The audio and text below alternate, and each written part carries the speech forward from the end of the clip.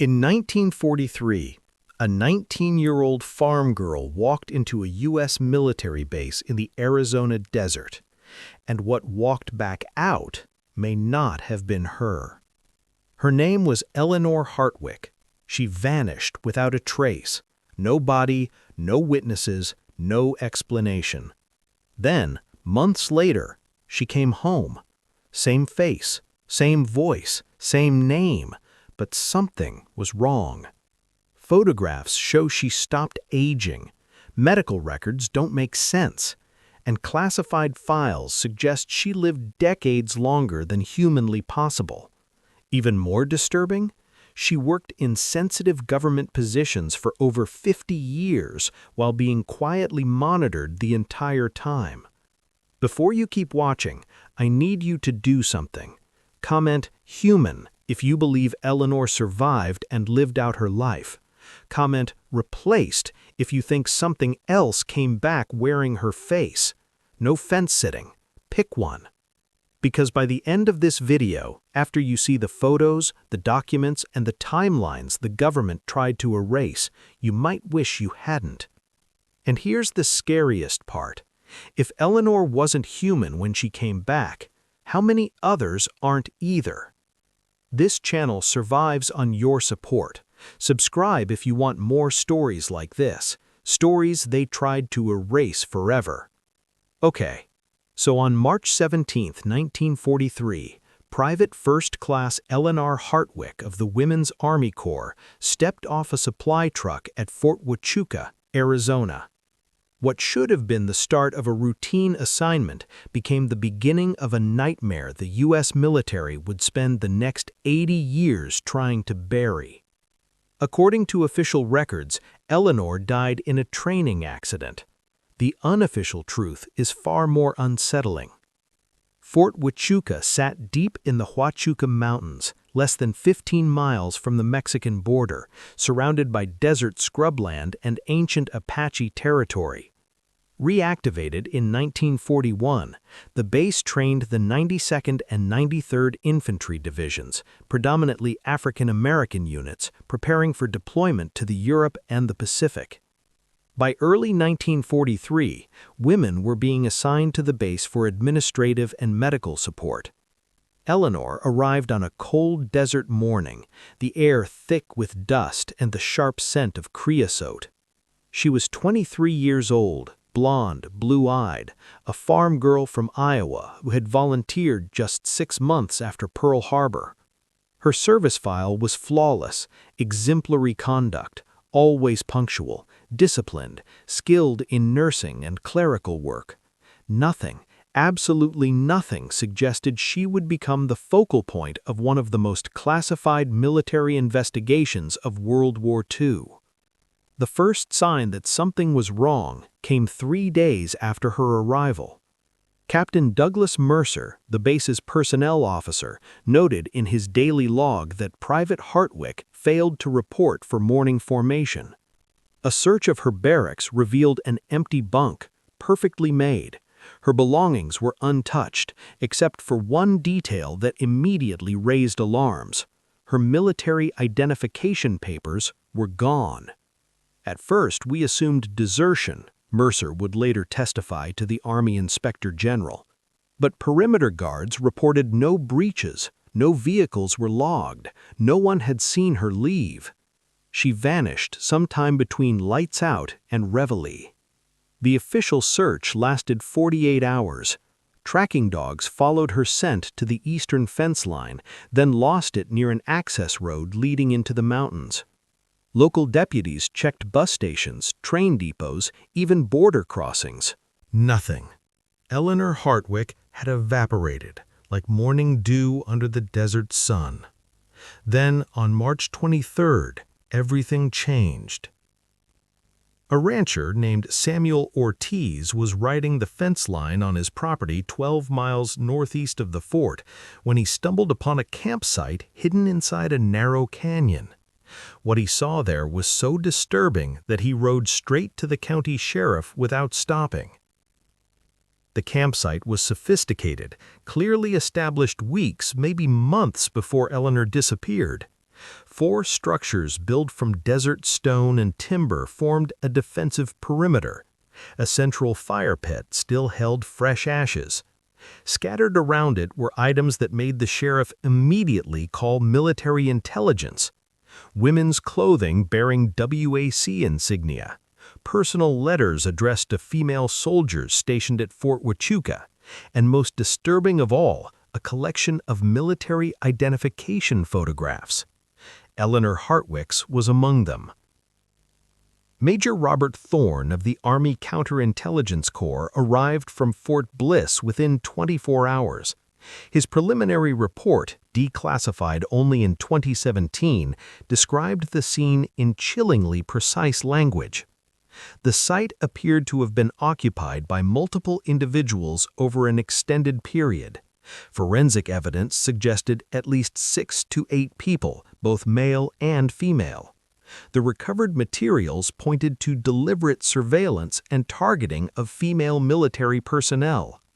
12 sets of women's military uniforms in various sizes, 47 personal letters and photographs, detailed maps of Fort Huachuca with guard stations clearly marked, notebooks filled with what appeared to be personnel movement schedules. But the detail that made Major Thorne request immediate reinforcements and seal the entire canyon as a restricted military zone was carved into the stone wall of the largest structure. In perfect English, the message read, "They walk among you. They wear your faces. The transformation is complete." What followed was so disturbing that the investigation was immediately classified above top secret.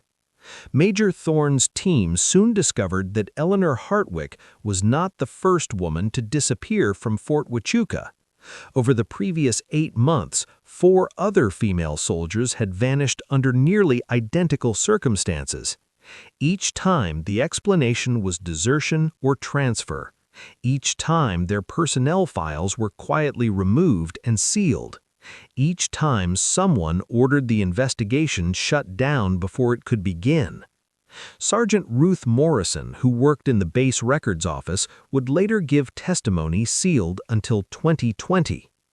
"I remembered the first girl," she said, Private Catherine Walsh, November 1942. The next morning, her commanding officer came into records and personally removed her entire file. He said she'd been transferred on emergency orders, but his hands were shaking when he carried it out. I saw the fear in his eyes. As Major Thorne's team began discreet interviews with female personnel, a pattern emerged, one that had been systematically ignored. Multiple women reported seeing figures watching them from the desert at night. Others described personal items moved or missing from their barracks. One soldier, whose name remains redacted, reported waking to find muddy footprints leading from the door to her bunk and then back out again. The most chilling testimony came from Private Linda Torres, Eleanor Hartwick's bunkmate. 3 nights before she disappeared, Torres said, Eleanor told me about the dreams. She kept seeing a woman standing at the foot of her bed, perfectly still, just watching. The woman looked exactly like her, same hair, same face, same body. But the eyes were wrong, completely black. After the 3rd night, Eleanor woke up to find dirt under her fingernails, red desert clay, even though she'd washed her hands before bed. She was scared, Torres said. She asked me if I thought someone was playing a prank. I told her it was just stress. I should have believed her. On March 28th, the investigation took an even darker turn. A patrol searching an adjacent canyon discovered a second campsite, this one abandoned in haste. What they discovered at the second site would change everything. The abandoned campsite contained journals, dozens of them written in clear, fluent English, but the content was deeply unsettling. Page after page read like field notes, as if the writers were outsiders carefully studying human life, military routines, social behavior, emotional reactions, all documented with cold precision, like anthropologists observing an unfamiliar species. One passage preserved in the investigation files read, "Day 47, the subject demonstrates consistent behavioral patterns under stress, elevated vocal pitch, rapid eye movement, increased perspiration. These responses must be memorized and replicated exactly. Any deviation will compromise integration. Recommend extended observation before final transition." Another journal held detailed physical profiles of dozens of women, notes on posture, speech rhythms, habits, and daily schedules. Eleanor Hartwick's name appeared on page 12. So did the names of the 4 other missing soldiers.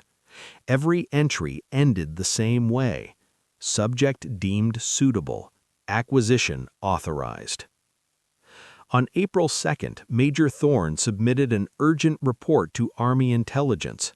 It was marked "Eyes Only" and forwarded directly to the Office of Strategic Services. Evidence suggests an organized group systematically abducting and replacing female military personnel. Purpose unknown, methods unknown. Current location of subjects unknown. Request immediate reinforcements and authorization to expand investigation beyond military jurisdiction. The response arrived within 48 hours. There would be no reinforcements. Instead, Thorne received orders to immediately cease all investigative activity, transfer every piece of evidence to OSS custody, and prepare his entire team for reassignment to bases across the country. The explanation was brief and final. National security priorities superseded local investigation. The matter was now under federal civilian authority. But before his transfer, Major Thorne made one last discovery, one he never reported. Working alone after midnight in the base records office, he noticed a filing cabinet that had been welded shut. Using a blowtorch from the motor pool, he forced it open. Inside were files that had been deliberately hidden. Years later, in a deathbed interview recorded in 1998, Thorne finally described what he found. Photographs. Dozens of them. Women in military uniforms, but something was wrong. Their proportions were slightly off. Their posture, their expressions. They looked human, but not entirely, as if someone had studied humanity in extreme detail and still couldn't get everything quite right. And in several of the photos, if you looked closely into the background, you could see others standing in the shadows, figures identical to the women in front of the camera, but distorted, like reflections in a warped mirror. The most disturbing image showed a group of female soldiers standing in formation at Fort Huachuca. The date stamp read February 1943, 1 month before Eleanor Hartwick vanished. 7 faces were circled in red ink. Above each circle, written in precise handwriting, was a single word: replaced. Eleanor Hartwick's face was not among those circled, but in the back row, partially obscured by another soldier, stood a woman who looked exactly like her. Same blonde hair, same face, same build. Except this woman was staring directly into the camera with an expression that could only be described as hunger. Major Thorne sealed the photographs and documents in a waterproof case and buried them on his family's property in Virginia before his transfer. The case remained hidden until 2016, when construction workers unearthed it during excavation for a housing development. By then, Thorne had been dead for 18 years. Officially, the investigation into Eleanor Hartwick's disappearance ended in May 1943. The final ruling: presumed desertion. Her family was told she likely crossed into Mexico and was being sought by federal authorities.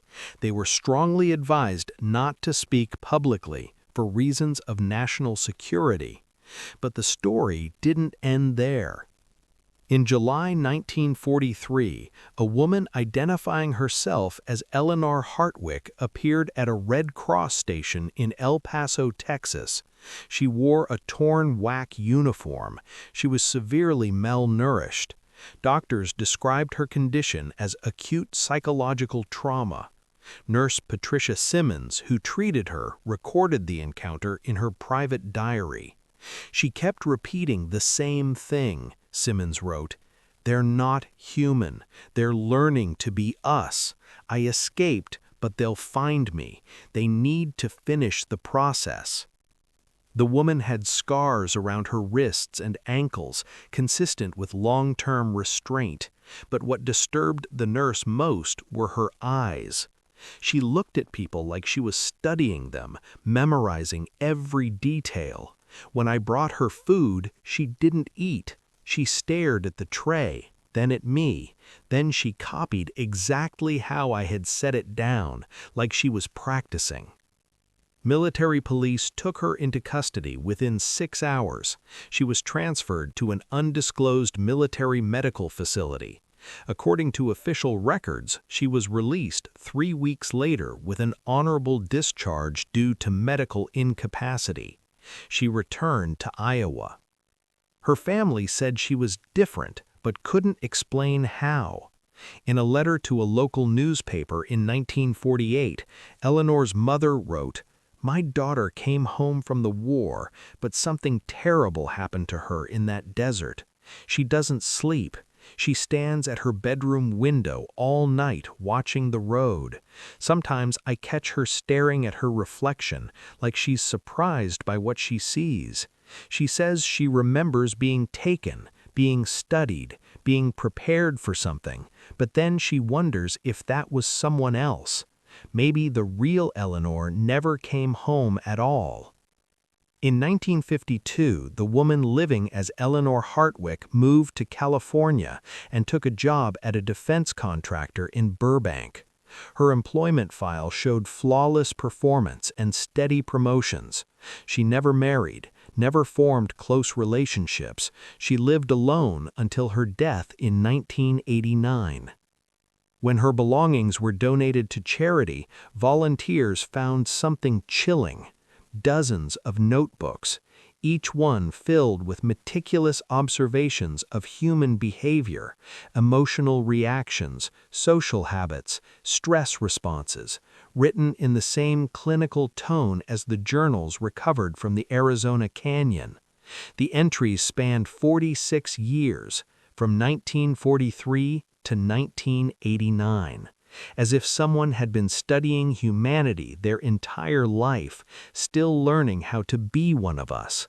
The final notebook entry, dated just 1 week before her death, read, "Year 46 of observation, integration complete. No one suspects.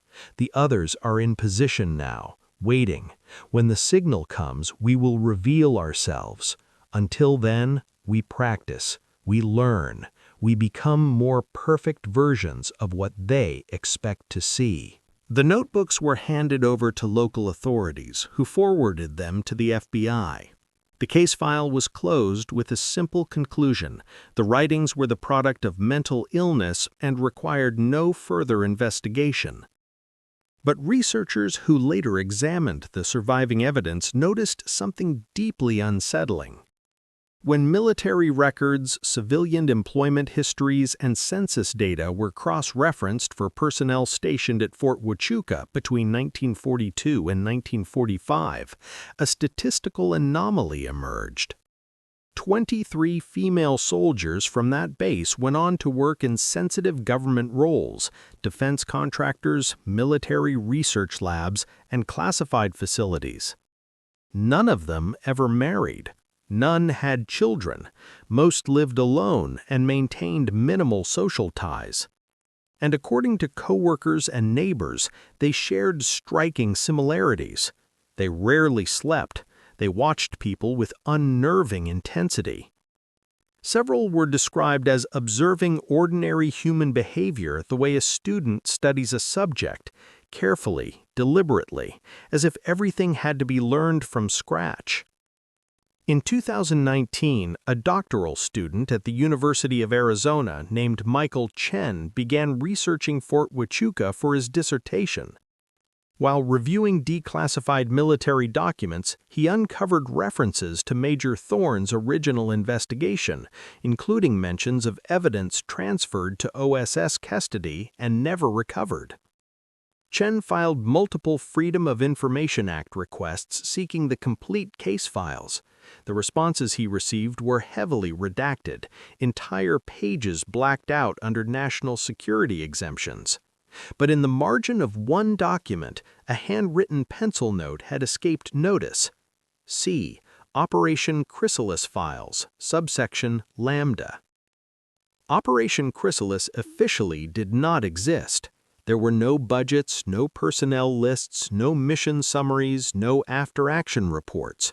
The name appeared in only 3 declassified documents, each time as a marginal reference, overlooked during review.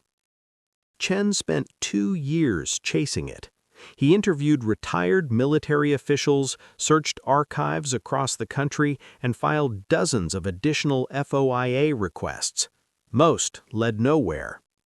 Then, in 2021, he received an anonymous package. Inside were photocopied documents that appeared to be authentic intelligence assessments from 1943. They described a classified program tasked with investigating reports of hostile entities infiltrating U.S. military installations using advanced impersonation techniques. The program's objective was simple and terrifying: identify, track, and neutralize the entities before they could compromise military operations or gather intelligence on American defense capabilities. According to the documents, Operation Chrysalis identified at least 40 suspected cases of replacement or impersonation across military bases in the American Southwest between 1942 and 1945. The program was terminated in late 1945.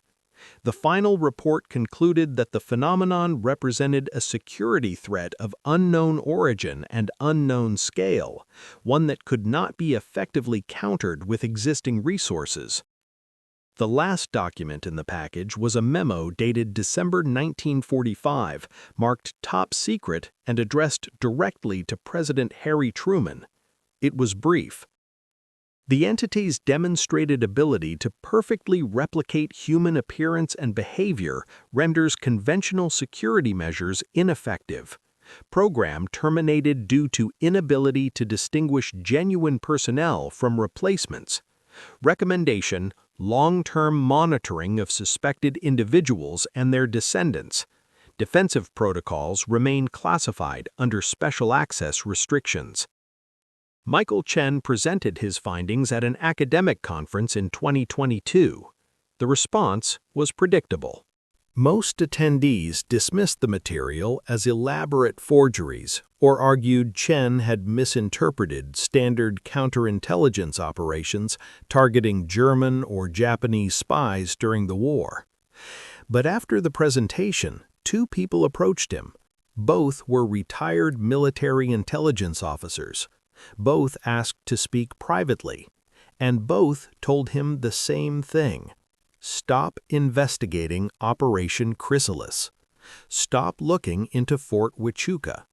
Stop trying to find out what happened to Eleanor Hartwick.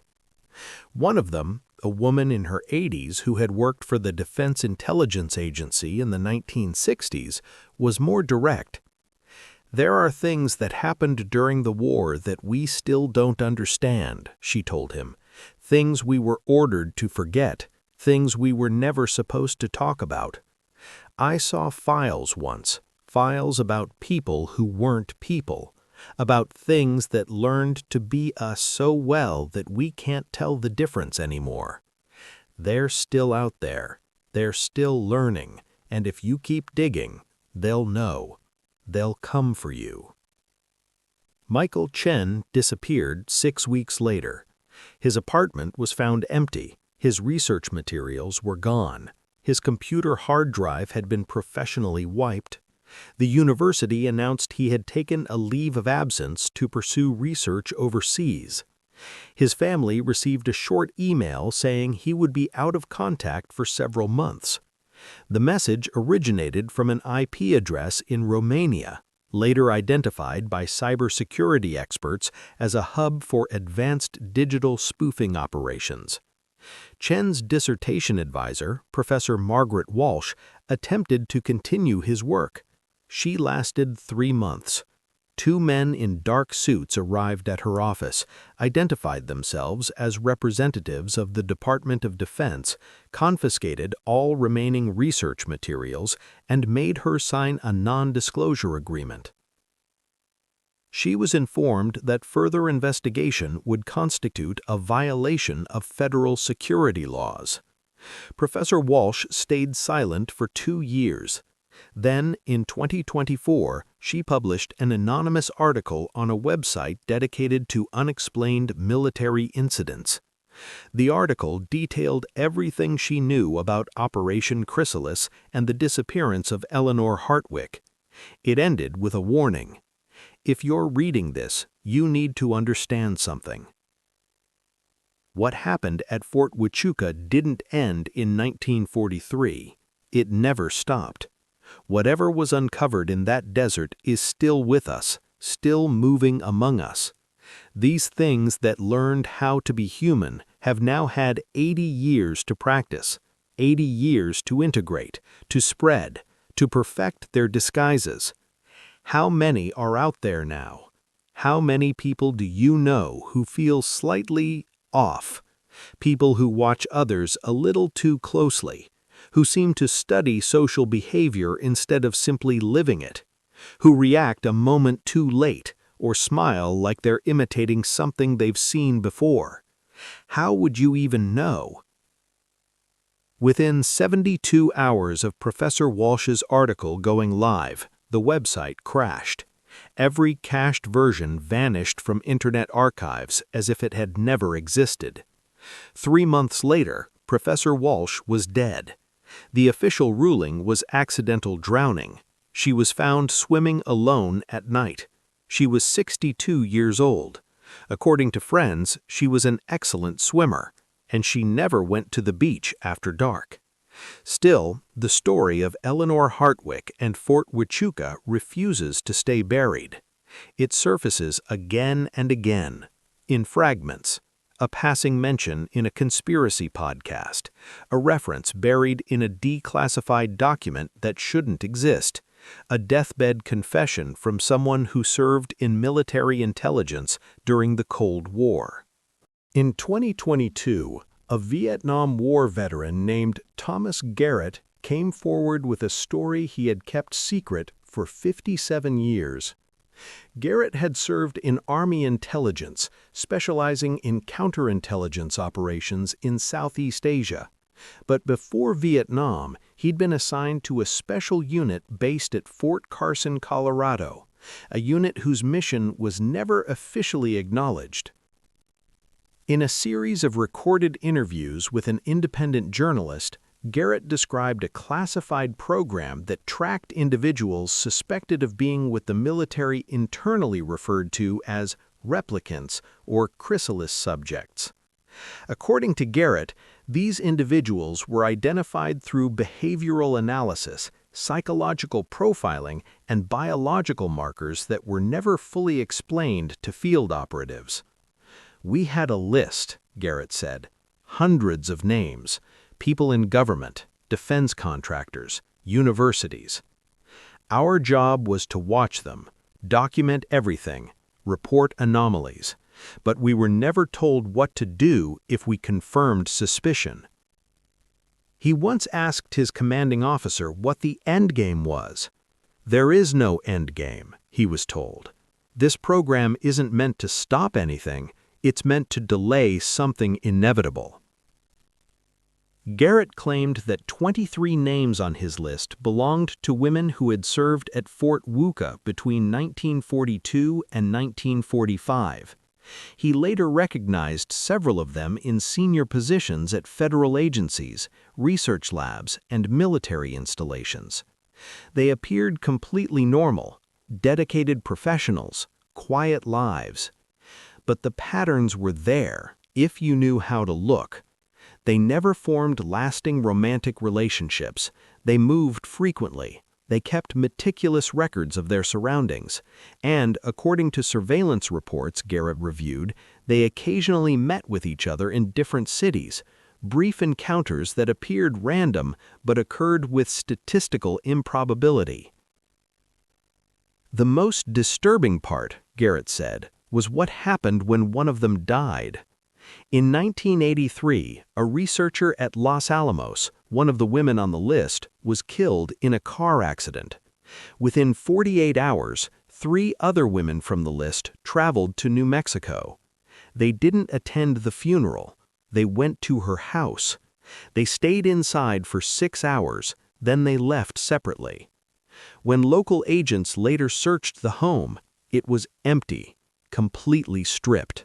Walls scrubbed, floors cleaned, no trace that anyone had ever lived there.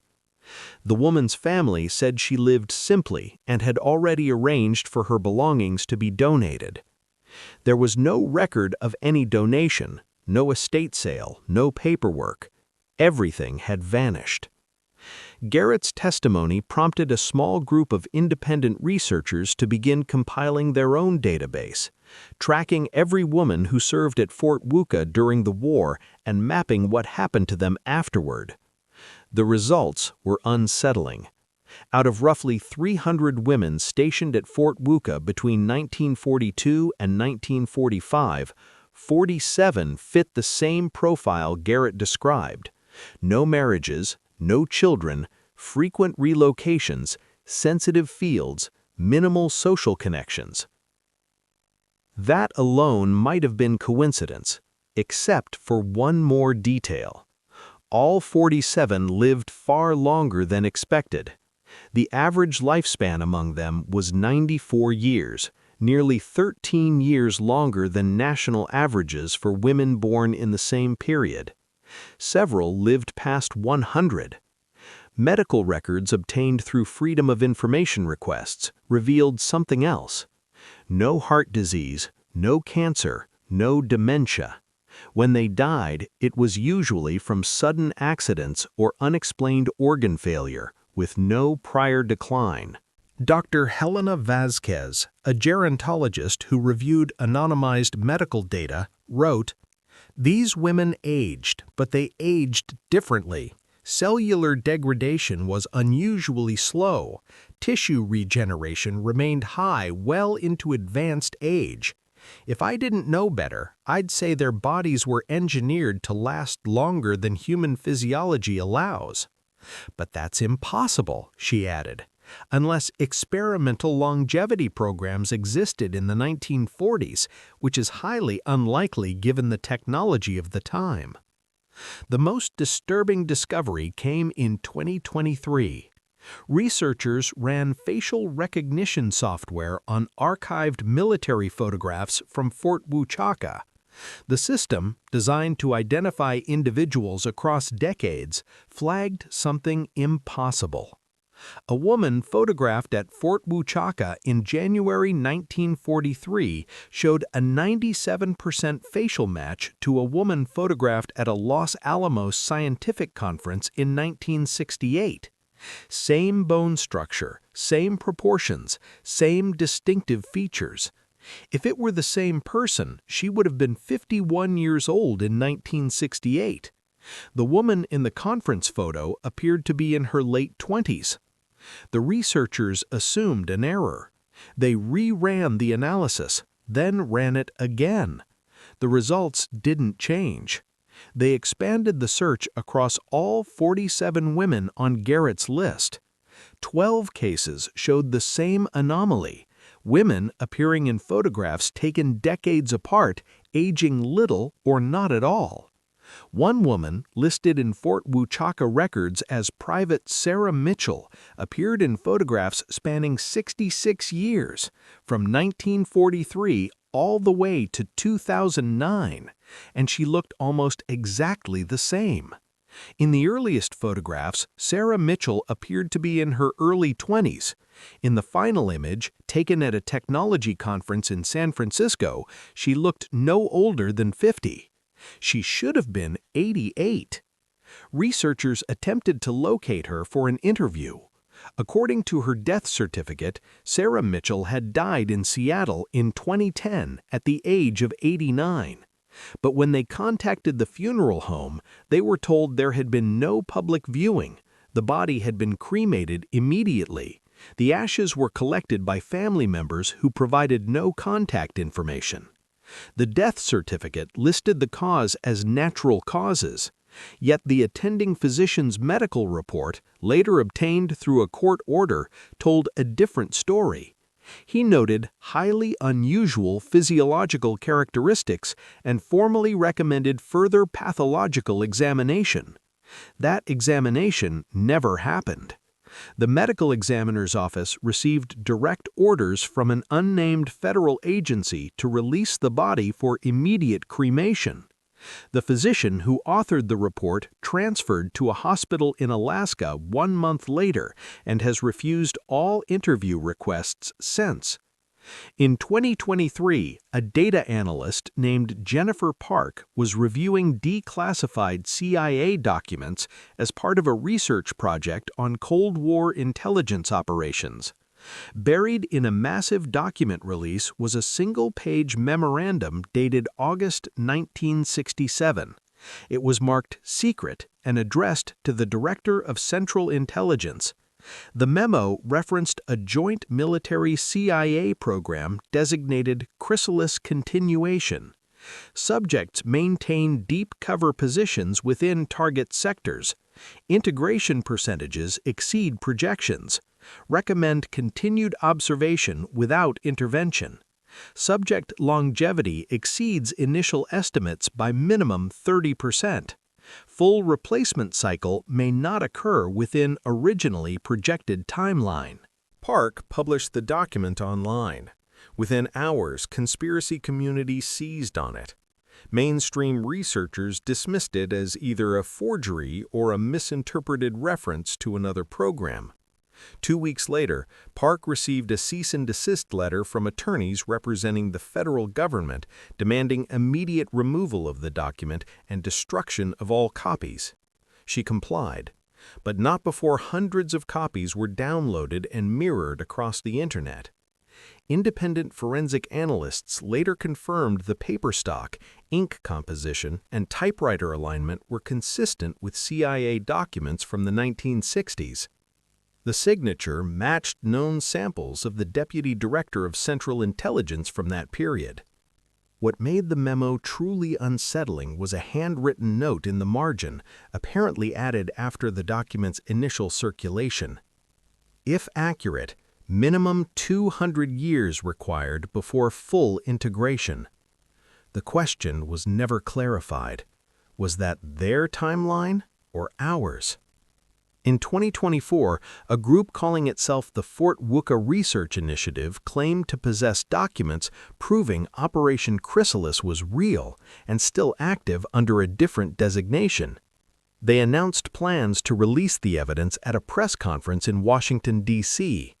The press conference never happened. Within a week, all 3 core members withdrew from public life. One relocated to New Zealand. One entered a psychiatric facility for what relatives described as paranoid delusions. The third simply vanished. The documents were never officially released, but screenshots allegedly taken from the files briefly circulated online before being systematically removed by automated moderation systems. The images showed organizational charts for a classified program, personnel rosters with heavily redacted names, budget allocations for something labeled long-term integration monitoring. One screenshot lasted longer than the others. It appeared to be a strategic planning document. A timeline stretched from 1945 to 2085, marked with rising percentages: 3% in 1945, 40% by the 1970s, 65% by 2000, 85% by 2085. The page was titled, "Estimated Completion of Phase 1 Deployment." At the bottom was a notation, "Phase 2 deployment authorization pending Phase 1 completion threshold of 75%. Integration cascade expected to accelerate exponentially post-threshold. Recommend maintaining current observation protocols until confirmation." Today, Fort Wooka remains an active military installation, home to Army Intelligence and the Network Enterprise Technology Command. Public tours are offered. A small museum showcases its role in American military history. There is no mention of Eleanor Hartwick, no reference to the disappearances of 1943. The official narrative focuses on troop training and the vital contributions of women during World War II. Yet visitors sometimes report strange experiences, the feeling of being watched from the surrounding mountains, figures standing motionless in the desert at dawn or dusk, dreams of being studied, measured, copied. Most dismiss these stories as imagination or the influence of conspiracy theories. But in 2025, nearly 83 years after Eleanor Hartwick vanished into the Arizona desert, her story remains unresolved. Was she kidnapped and replaced by something pretending to be human? Did she escape and live out her life carrying a truth no one would believe? Or did something happen that we still lack the language to understand? The woman who returned calling herself Eleanor Hartwick lived 54 years after coming home. She kept meticulous journals documenting human behavior. She worked in sensitive defense positions. She lived alone. She formed no close relationships. Neighbors said she spent most nights standing at her window, silently watching the street below. When she died, federal agents arrived at her apartment before the coroner. Her journals were destroyed. Her body was cremated without an autopsy. Her ashes were never claimed. Every official record of her life after 1943 was sealed or disappeared.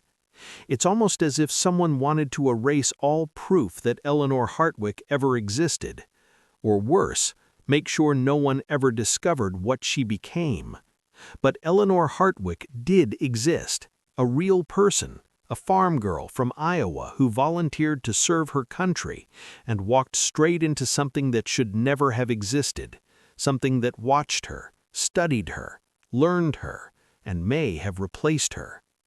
Whether the woman who came back was truly Eleanor or something that learned how to be Eleanor is a question we may never answer. What we do know is unsettling. Patterns emerge when the data is examined closely. Too many missing files, too many sealed records, too many women who lived far longer than expected, aged far slower than normal, and behaved as if they were practicing how to be human rather than simply being human. Photographs show faces that barely change over decades, bodies that don't follow natural decay, eyes that seem observant, distant, measuring the world instead of belonging to it. And that leads to the questions no one wants to ask. If something infiltrated military programs during World War II, if it studied us, copied us, learned how to replace us, where is it now? How many are there? And what happens when they no longer need to hide? Before disappearing from public life, intelligence veteran Thomas Garrett left one final thought. People imagine infiltration as sudden, an invasion, a takeover. But what if it isn't? What if it's slow, generational? What if the goal was never domination, but inheritance? What if they're waiting until they're so perfect at being us that we wouldn't even notice the difference? Or worse, what if the plan is that we simply fade out? These are questions without answers, mysteries buried beneath classified files and erased lives, but the evidence keeps resurfacing. Documents that shouldn't exist, testimony from credible witnesses, photographs that defy explanation. And always at the center of it all, the story of Eleanor Hartwick. Officially, she deserted. Unofficially, something came back wearing her face. The truth, whatever it is, remains locked away. But in a world that feels increasingly strange, where power operates in shadows and reality itself feels unstable, there is one truth that does not change. The Bible tells us in Ephesians 6:12, "For we wrestle not against flesh and blood, but against principalities, against powers, against the rulers of the darkness of this world." Whatever Eleanor encountered in that desert, whatever forces exist beyond human understanding, we are not defenseless. 1 John 4:4 reminds us, "Greater is he that is in you than he that is in the world." When fear creeps in, when reality feels uncertain, when darkness feels closer than ever, there is refuge in Jesus Christ. This story isn't just about hidden programs or impossible beings. It's a reminder that evil does exist, but so does protection, so does truth, so does light. If these stories unsettle you, let that fear lead you toward faith, not despair. We live in a world of spiritual conflict, but we are not alone in it. The Eleanor Hartwig case may never be solved. Fort Huachuca secrets may stay buried forever. But the greatest truth needs no investigation, no documents, no proof beyond faith. We are not alone. And when we walk with God, no darkness can overcome us. So remember this: in a world full of deception, faith is the only real protection. May God protect you, may Jesus guide you, and may you always walk in the light, no matter what exists in the shadows.